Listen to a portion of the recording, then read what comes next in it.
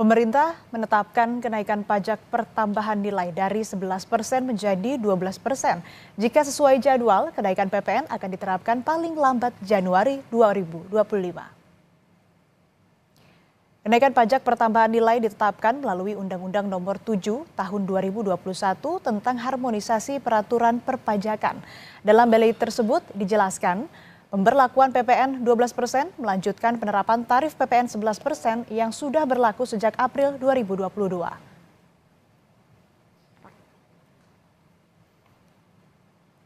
Saudara, sinyal penerapan kenaikan tarif pajak pertambahan nilai 12% pada Januari 2025 tetap sesuai rencana dilempar oleh Menteri Koordinator Bidang Perekonomian Airlangga Hartarto. Mengutip dari Kompas.com, Airlangga bilang ketentuan kenaikan tarif PPN sudah jelas diatur dalam undang-undang. Airlangga menerangkan, belum ada pembahasan mengenai penundaan kebijakan kenaikan PPN 12% yang telah ditetapkan dalam Undang-Undang Harmonisasi Peraturan Perpajakan.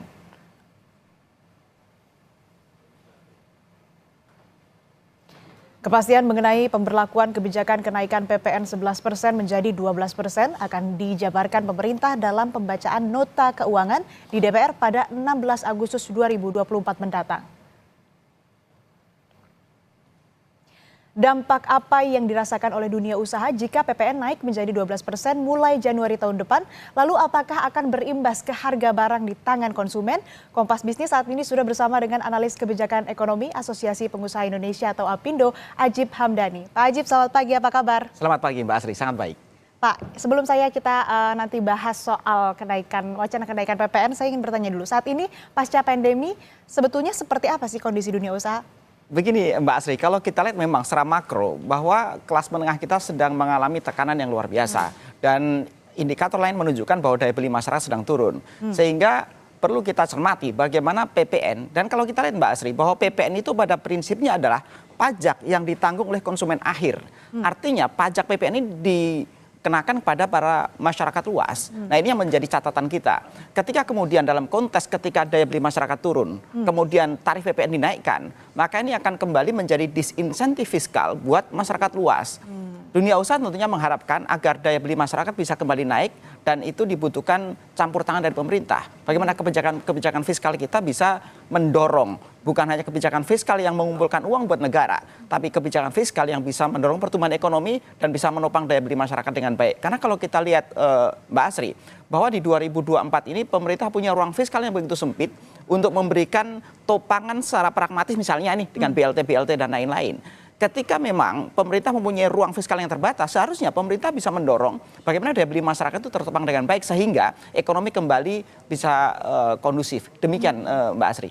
Nah, kalau sampai ini diterapkan sesuai dengan wacana Januari 2025 besok PPN naik 12%. Untuk pengusaha dampaknya seperti apa? Pilihannya cuma dua, menaikkan harga beli di masyarakat atau kemudian mengabsorb kenaikan PPN itu menjadi mengurangi keuntungan perusahaan. Dua-duanya akan punya konsekuensi. Pertama, konsekuensinya Mbak Asri, misalnya kemudian kita mendorong harganya naik di masyarakat. Tentunya kita melihat bagaimana daya beli masyarakat, apakah mereka mampu untuk membeli dengan kenaikan harga PPN tersebut. 11-12% itu cukup signifikan Mbak Asri. Atau kemudian pilihan kedua, kemudian ketika pengusaha punya pilihan untuk mengabsorb kenaikan tarif PPN itu menjadi HPP-nya atau harga pokok penjualan, maka tentunya juga tidak bagus untuk orientasi jangka panjang perusahaan karena dengan keuntungan yang berkurang, maka tentunya orientasi pengembangan bisnis ke depan juga akan berkurang. Artinya Mbak Asri, bagaimana pilihan yang dihadapi oleh dunia usaha akan sangat dilematis ketika tarif PPN itu dipaksakan naik oleh pemerintah. Jadi harapan kita sebagai dunia usaha dan maupun juga masyarakat luas tentunya adalah bagaimana pemerintah mengevaluasi ulang pelaksanaan ini berbicara masalah waktu pelaksanaannya aja. Karena kalau kita lihat ketika pemerintah kemudian memakai konsideran di pasal 7 ayat 1 tentang waktu pelaksanaan kenaikan tarif PPN ini sesuai dengan undang-undang HPP atau harmonisasi peraturan perpajakan, toh secara empiris Mbak Asri, pemerintah juga pernah melakukan penundaan ini. Kalau kita bandingkan misalnya dengan pajak karbon misalnya. Pajak karbon di pasal 13 juga disebutkan bahwa itu harusnya naik dikenakan pada bulan April 2022. Tapi kemudian toh pemerintah bisa melakukan penundaan.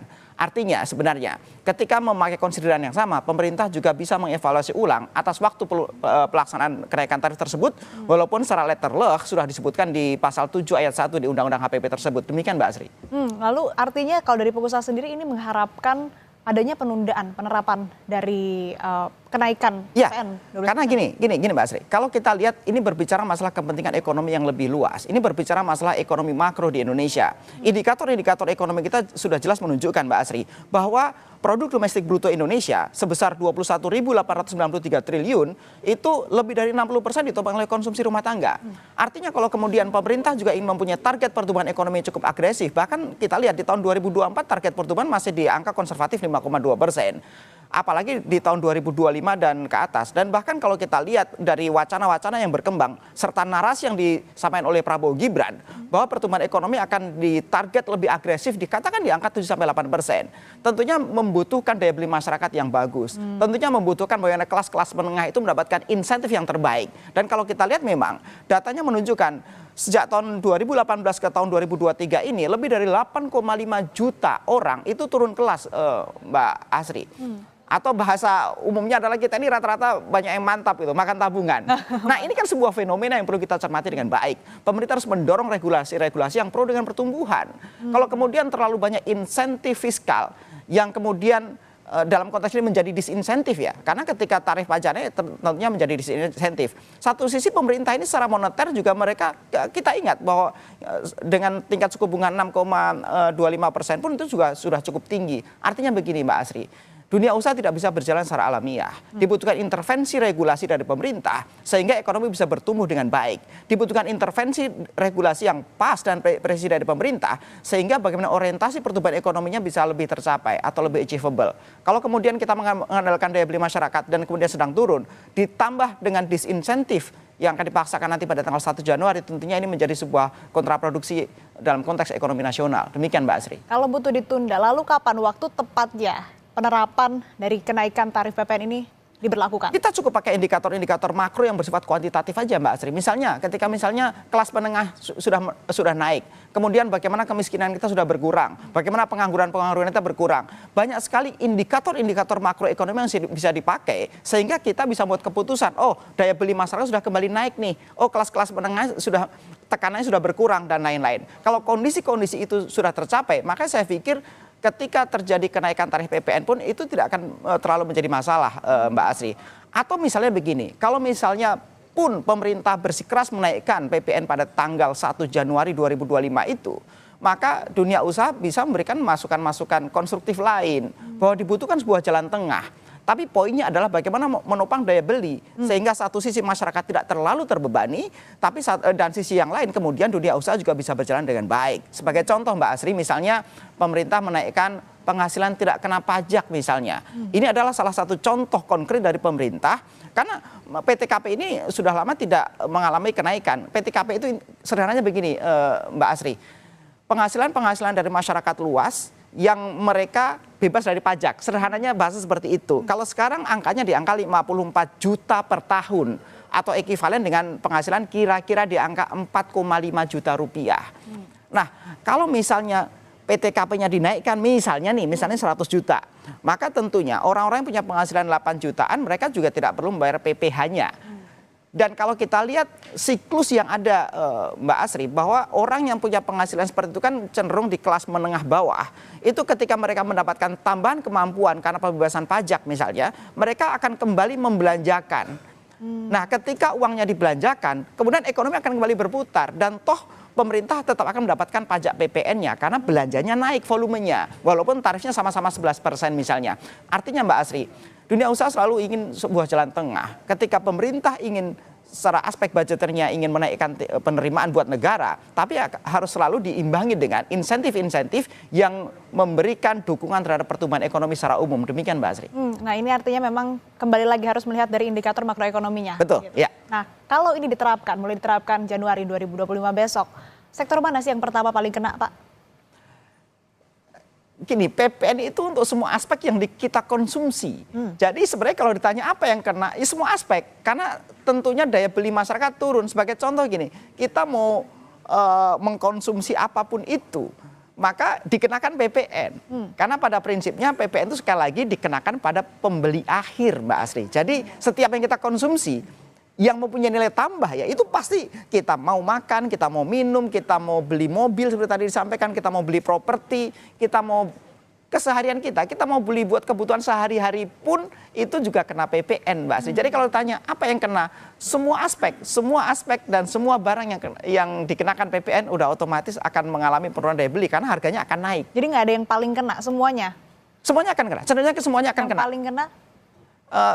Pasti consumer good ya, consumer good. Karena gini, consumer good yang bersifat fast moving, yang setiap orang akan menggunakan itu setiap hari. Karena sekali lagi orang akan mengurangi jumlah konsumsinya secara umum ya. Begini Mbak Asri, ketika misalnya penghasilan kita sama, tapi kemudian pengeluaran kita naik karena pengenaan PPN-nya yang naik tarifnya, maka otomatis volume pemakaian kita akan kurang. Ketika volume pemakaian kita kurang, dunia usaha sebenarnya terimbas juga Mbak Asri. Dunia usaha misalnya mereka volumenya misalnya nih kita pakai ilustrasi angka mereka sebelumnya 1.000 piece misalnya. Maka kemudian ketika PPN-nya naik, konsumsi masyarakat turun, maka yang tadinya 1.000 hanya beli 900 gitu. Sehingga otomatis dunia usaha juga akan terdampak. Jadi walaupun PPN ini dikenakan kepada pembeli akhir, walaupun PPN ini dikenakan pada masyarakat luas, tapi tentunya dunia usaha akan terdampak karena kecenderungannya ketika asumsinya seperti paribus, asumsinya adalah masyarakat penghasilannya sama Mbak Asri, maka tentunya volume konsumsinya akan berkurang. Ketika volume konsumsi berkurang, dunia usaha juga akan terdampak. Dan secara ekonomi, secara agregat ini memberikan sentimen yang tidak positif. Kira-kira begitu Mbak Asri. Ya, semua sektor lah intinya. Semua sektor, ya, Pak. semua sektor. Lalu sejauh ini dari pengusaha sendiri sudah ada komunikasi dengan pemerintah? Komunikasi terus kita bangun sebenarnya. Bahkan kita sering memberikan masukan-masukan baik untuk peraturan-peraturan yang sudah keluar ataupun juga termasuk peraturan yang akan dikeluarkan. Ya termasuk komunikasi yang kita bangun melalui media seperti ini pun juga bagian dari komunikasi Mbak Asri. Karena pemerintah faktanya juga mereka pasti punya media monitoring. Problemnya adalah pemerintah akan mendengarkan masukan dari pengusaha atau enggak. Karena kita sebagai pelaku ekonomi itu melihat dan merasakan betul bagaimana daya beli masyarakat yang sering mengalami tekanan. Dan harapan kita sekali lagi pemerintah membuat sebuah jalan tengah yang terbaik. Apakah waktu pelaksanaannya ditunda ataukah berikan insentif fiskal di tempat yang lain? Demikian Mbak Asri. Lalu apa Pak kira-kira kebijakan pendamping ini yang bisa kemudian mengimbangi atau mampu melindungi daya beli saat kenaikan tarif PPN ini sudah berlaku? Kalau kemudian kita fokuskan pada kebijakan fiskal, begini Mbak Asri, Indonesia ini mempunyai tekanan fiskal yang begitu luar biasa. Dengan target belanja lebih dari 3.000 triliun tahun ini, dengan target pajak dan cukai itu di angka 2.300 triliun pun, kita masih harus utang kira-kira di angka 400 sampai 500 triliun. Kira-kira gambaran umumnya seperti itu. Artinya kalau kemudian pemerintah mau melakukan atau mendorong daya beli masyarakat secara konvensional misalnya dengan BLT, ruang fiskalnya sangat terbatas. Sehingga seharusnya pemerintah bisa lebih mengartikan bagaimana kebijakan fiskal itu dipakai untuk mendorong pertumbuhan ekonomi. Seharusnya pemerintah lebih mengartikan bagaimana kebijakan fiskal sebagai kebijakan reguleran atau pengatur ekonomi yang bisa mendorong daya beli masyarakat tanpa melalui BLT misalnya.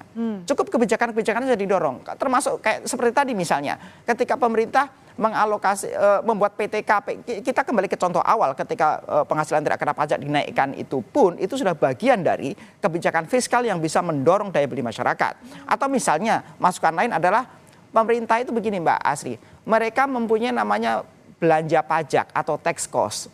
Tax cost itu tahun ini nggak kurang dari sekitar 300-an triliun. Kalau tidak salah nanti bisa diluruskan kalau angkanya kurang tepat.